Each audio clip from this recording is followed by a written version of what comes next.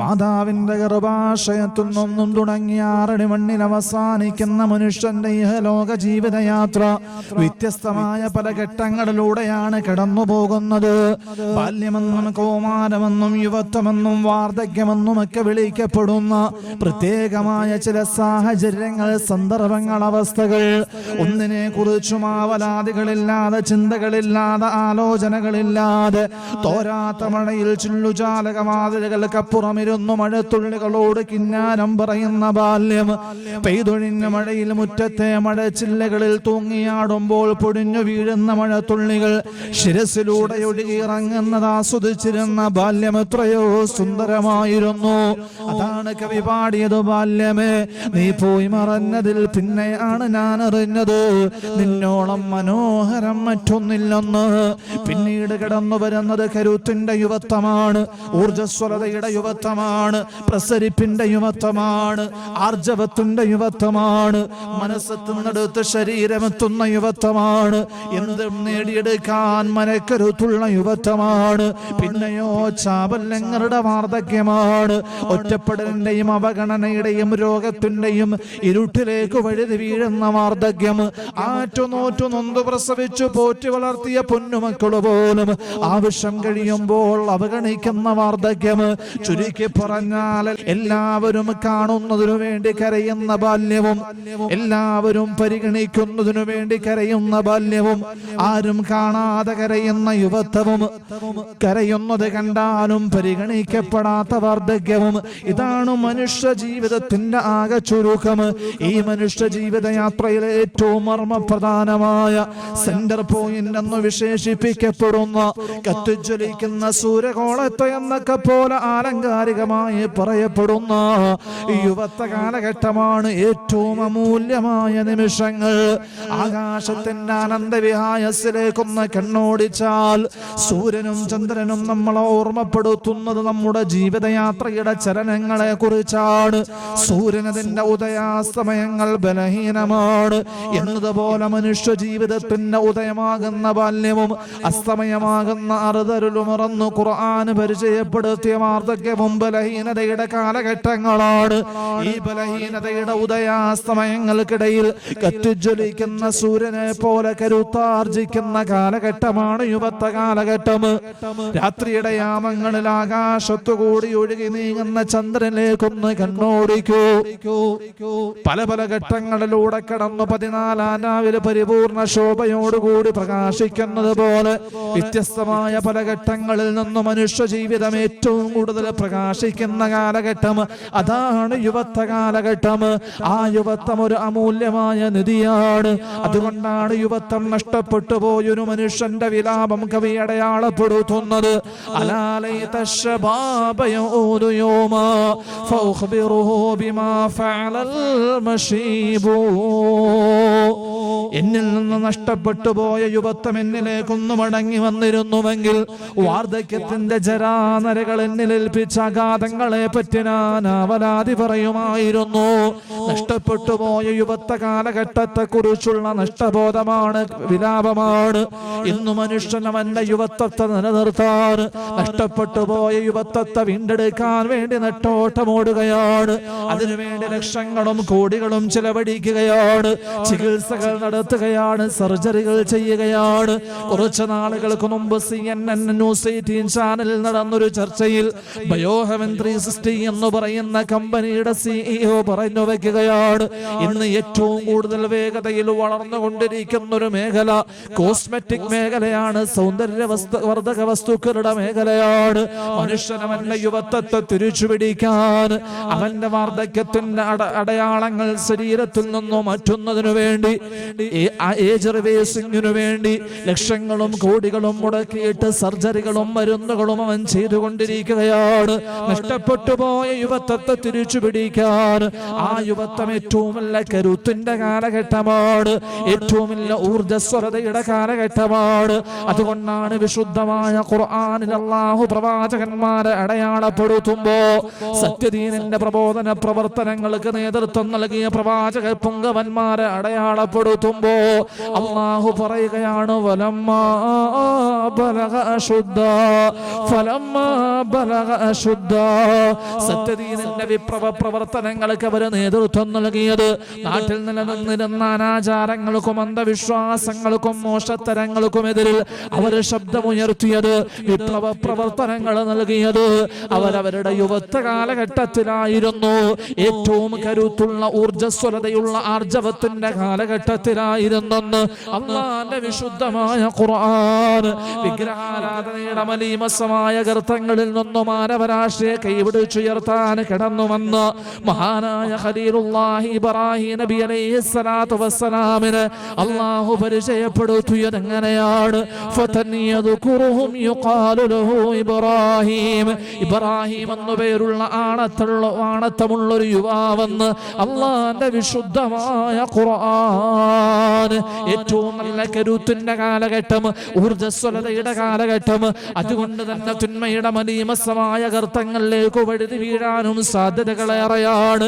അതുകൊണ്ടാണ് പ്രവാചകൻ സല്ലല്ലാഹു അലൈഹി വസല്ലമ തങ്ങൾ അവിടെ നിന്ന് പരിചയപ്പെടുത്തിയത്, പ്രവാചകൻ അവിടെ നിന്ന് പഠിപ്പിച്ചു തന്നത് തിന്മയുടെ മലീമസമായ ഗർത്തങ്ങളിലേക്ക്, ഹറാമുകളുടെ മേച്ചിൽപ്പുറങ്ങളിലേക്ക്, മോശത്തരങ്ങളുടെ ഗർത്തങ്ങളിലേക്ക് വഴുതി വീഴാൻ സാധ്യതകളേറെയുള്ള യുവത്വ കാലഘട്ടത്തിൽ അല്ലാഹുവിനെ ഭയപ്പെട്ടുകൊണ്ട് ജീവിക്കുന്ന, പടച്ച തമ്പുരാന് വഴിപ്പെട്ട് ജീവിക്കുന്ന ഒരു യുവാവ് റബ്ബുൽ ഇസ്സത്തിന്റെ മുമ്പിൽ സ്തുത്യർഹനാണെന്ന് നബിയുനാ റസൂലുള്ളാഹ്. നാളെ പടച്ച തമ്പുരാന്റെ പരമോന്നത നീതിപീഠത്തിന്റെ മുമ്പിൽ വിചാരണയ്ക്ക് വേണ്ടി ഹാജരാക്കപ്പെടുമ്പോ ഒരു ജാനതോടിൽ കത്തിജ്വലിക്കുന്ന സൂര്യഗോളത്തിന്റെ സംഹാര താണ്ഡവം സഹിക്കവയ്യാതെ തലയോട്ടിക്കുള്ളിൽ കിടക്കുന്ന തലച്ചോറ് നുരയും പതയുമായി ചെവിയിലൂടെയും മൂക്കിലൂടെയും ഒലിച്ചിറങ്ങുന്ന അതിഭീകരമായ മഹ്ശറയുടെ തിരുമുറ്റത്ത് അല്ലാഹുവിന്റെ രാജാതിരാജനായ റബ്ബുൽ ഇസ്സത്തിന്റെ സിംഹാസനത്തിന്റെ തണൽ ലഭിക്കുന്ന സൗഭാഗ്യവാന്മാരായ ഒരു വിഭാഗമാരെന്നറിയുമോ? ശാബുൻ നശാഫി ഇബാദത്തില്ലാഹ്. തിന്മകളും മോശത്തരങ്ങളും ഏറ്റവും കൂടുതൽ മാടി വിളിക്കുന്ന, ഹറാമുകൾക്ക് അനുകൂല സാഹചര്യമുള്ള യുവത്വ കാലഘട്ടത്തിൽ പടച്ച തമ്പുരാനെ ഭയപ്പെട്ട് ജീവിച്ച യുവാവ് നാളെ റബ്ബുൽ ഇസ്സത്തിന്റെ അർശിന്റെ തണലിലാണെന്ന് നബിയുനാ റസൂലുള്ളാഹ്. അതുകൊണ്ട് എന്റെ പ്രിയപ്പെട്ട യുവാക്കളോട് എപ്പോഴാണ് തിരശീല വീഴുകയെന്നറിയാത്ത, എപ്പോഴാണ് അവസാനിക്കുകയെന്നറിയാത്ത, ആയുസിന്റെ കണക്ക് പുസ്തകത്തിൽ വീണ് കിട്ടിയ ഏറ്റവും അമൂല്യ നിമിഷങ്ങളാകുന്ന യുവത്വ കാലഘട്ടത്തെ നിങ്ങൾ ഉപയോഗപ്പെടുത്തണേ. മദീന പള്ളിയുടെ മിഹ്റാബിന്റെ ജാലത്ത് പ്രവാചകൻ തന്റെ സഹാബത്തിനെ ഒരുമിച്ച് കൂട്ടിയിട്ട് റസൂലുള്ളാഹി തങ്ങളെ അഭിസംബോധന ചെയ്തുകൊണ്ട് പറയുകയാണ്, സഹാബ ഇഗ്തനിം ഖംസൻ ഖബല ഖംസിൻ ശബാബക ഖബല ഹറമിക. വാർദ്ധക്യത്തിന്റെ ജരാനരകളിലോട്ട്, വാർദ്ധക്യത്തിന്റെ ചാബല്യങ്ങളിലോട്ട് വഴുതി വീഴുന്നതിന് മുമ്പ് അമൂല്യമാകുന്ന യുവത്വത്തെ നിങ്ങൾ ഉപയോഗപ്പെടുത്തണേ. തിന്മകളോട് വിട പറയണേ, ആഭാസത്തരങ്ങളോട് വിട പറയണേ, ഹറാമുകളോട് വിട പറയണേ, മോശത്തരങ്ങളോട് വിട പറയണേ, അനാചാരങ്ങളോട് വിട പറയണേ. ഈ തിന്മകളോട് വിട പറഞ്ഞു നന്മയുടെ സിൽപാതാവിലൂടെ നിങ്ങൾ സഞ്ചരിക്കണേ. യുവത്വത്തെ നിങ്ങൾ ഉപയോഗപ്പെടുത്തണേ എന്ന് നബിയുനാ റസൂലുള്ളാഹ്. ഇന്നിവിടെയാണ് നമ്മുടെ യുവാക്കൾ സത്യദീനുമായി യാതൊരു ബന്ധവുമില്ലാതെ, അഷ്റഫുൽ ഖൽഖിന്റെ അധ്യാപനങ്ങളോട് യാതൊരു പ്രതിബദ്ധതയുമില്ലാതെ രാവുകളെ പകലാക്കി മാറ്റുന്ന മദ്യത്തിനും മയക്കുമരുന്നിനും വ്യഭിചാരത്തിനും രാസലഹരികൾക്കും അടിമപ്പെട്ടുകൊണ്ട് ഈ ദുനിയാവിന്റെ നശ്വര നൈമിഷിക സുഖ വിനോദ മരുമരീചികകളിൽ വിലപ്പെട്ട യുവത്വത്തെ നശിപ്പിച്ചു കളയുമ്പോ നാളെ റബ്ബുൽ ഇസ്സത്തിന്റെ മുമ്പിൽ പോയി നിൽക്കേണ്ടവരല്ലേ? വിചാരണയ്ക്ക് വേണ്ടി നിൽക്കേണ്ടവരല്ലേ? റബ്ബിന്റെ മുമ്പിൽ നിൽക്കേണ്ടവരാണല്ലോ. അല്ലാഹുവിന്റെ പ്രവാചകൻ പറയുകയാണ്, ലാ തസൂല ഖദമ ഇബ്നു ആദം. നാളെ പടച്ചവന്റെ മുമ്പിൽ നിൽക്കുമ്പോ ആദം സന്തതികളുടെ കാലൊന്നു മാറ്റിച്ചവിട്ടാൻ അവൻ കൊതിക്കുമ്പോ ആ സമയത്ത് അവന്റെ അല്ലാഹുവിന്റെ 5 ചോദ്യങ്ങളുണ്ട്. ആ 5 ചോദ്യങ്ങൾക്ക് കൃത്യവും വ്യക്തവും തൃപ്തികരവുമായ മറുപടി നൽകിയാലല്ലാതെ കാലൊന്നു മാറ്റിച്ചവിട്ടാൻ പോലും സാധിക്കില്ലെന്ന് ഹബീബായ നബിയുനാ റസൂലുള്ളാഹ്. അതിൽ ഏറ്റവും പ്രധാനപ്പെട്ട ചോദ്യം ഏതെന്നറിയുമോ? നിന്റെ യുവത്വത്തെ കുറിച്ചാണെന്ന് നബിയുനാ റസൂലുള്ളാഹി സ്വല്ലല്ലാഹു അലൈഹി വസല്ലമ തങ്ങൾ എവിടെന്നോ പറഞ്ഞു തരികയാണ്. റസൂലുള്ളാഹി തങ്ങൾ എവിടെന്നോ പറഞ്ഞു തരികയാണ്. യുവത്വത്തെ കുറിച്ചുള്ള ചോദ്യത്തിന് കൃത്യവും വ്യക്തവും തൃപ്തികരവുമായ മറുപടി നൽകിയാലല്ലാതെ അള്ളാഹിന്റെ മുമ്പിൽ നിന്റെ കാലൊന്നും അറ്റിച്ചു വിട്ടാൻ പോലും കഴിയില്ല.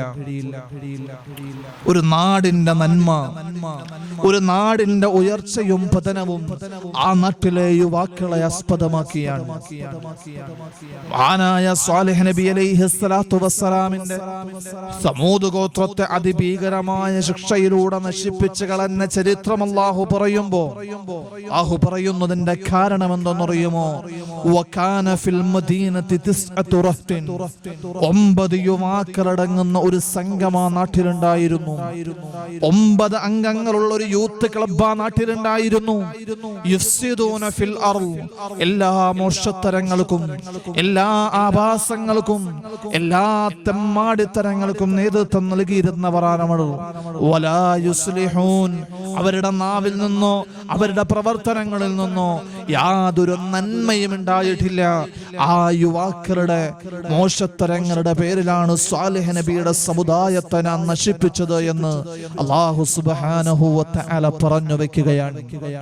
എന്നാൽ മറുഭാഗത്ത് ആ യുവത്വ കാലഘട്ടത്തിൽ തന്നെ തിന്മകളിലേക്ക്, മലീമസമായ മോശത്തരങ്ങളിലേക്ക് വഴുതി വീഴാൻ സാധ്യതകളേറെയുള്ള യുവത്വ കാലഘട്ടത്തിൽ തന്നെ വിലായത്തിന്റെ ദറജയിലേക്ക് ഉയർന്ന ഒരു പറ്റം യുവാക്കളെ അല്ലാഹു നമുക്ക് പരിചയപ്പെടുത്തി തരുന്നുണ്ട്. സൂറത്തുൽ കഹ്ഫിൽ ഒരു നാട് മുഴുവനും മലീമസമായ തിന്മയിലേക്ക് നീങ്ങുമ്പോ ആ നാട്ടിലെ ഭരണാധികാരി ആ തിന്മയെ തന്റെ അക്രമ രാഷ്ട്രീയത്തിലൂടെ അതിലേക്ക് ആളുകളെ കൊണ്ടുവരുമ്പോ ആ സമയത്ത് ഇന്നഹും ഫിത്യത്തുൻ ആമനൂ ബിറബ്ബിഹിം, രാജാവിന്റെ കൊട്ടാരത്തിൽ കടന്നു ചെന്നുകൊണ്ട് ഞങ്ങൾ ഏകനായ ഇലാഹിനെ ആരാധിക്കുന്ന തൗഹീദിന്റെ ഉടമകളാണ് എന്ന് പറഞ്ഞ ആ യുവാക്കൾ അല്ലാഹു സുബ്ഹാനഹു വ തആല അവരെ കുറിച്ച് വിശുദ്ധമായ ഖുർആനിൽ നമ്മളോട് പറഞ്ഞു തരികയാണ്.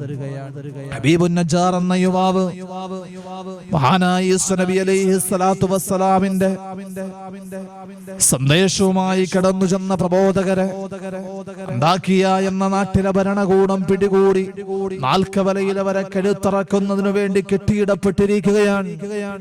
ഭരണകൂട ഭീകരന്മാരെല്ലാം കൂടെയുണ്ട്. നാട്ടിലെ ജനങ്ങൾ മുഴുവനും അതിന് ഓശാന പാടുകയാണ്. ആരും ആ തിന്മയെ എതിർക്കാനില്ല. ആ സമയത്ത് ഒരു നാട് മുഴുവൻ ഒരു തിന്മയ്ക്ക് നേതൃത്വം നൽകുമ്പോ നിങ്ങൾ ഇത് ചെയ്യരുതേ എന്ന് പറഞ്ഞ മഹാനായ ഹബീബുൻ നജ്ജാറിന്റെ ചരിത്രം അല്ലാഹു സുബ്ഹാനഹു വ തആല പറയുന്നത് എന്തിനാണ്? യുവാക്കളാണ് തിന്മയ്ക്കെതിരെ ആദ്യം മുന്നിലിട്ടിറങ്ങേണ്ടത്. ഒരു നാട്ടിലെ തിന്മയിൽ, ഒരു വീട്ടിലെ തിന്മയിൽ ആദ്യമായി പ്രതികരിക്കേണ്ടവർ ആ നാട്ടിലെ യുവാക്കളാണ് എന്ന് അല്ലാഹു നമ്മളെ പഠിപ്പിക്കുകയാണ്.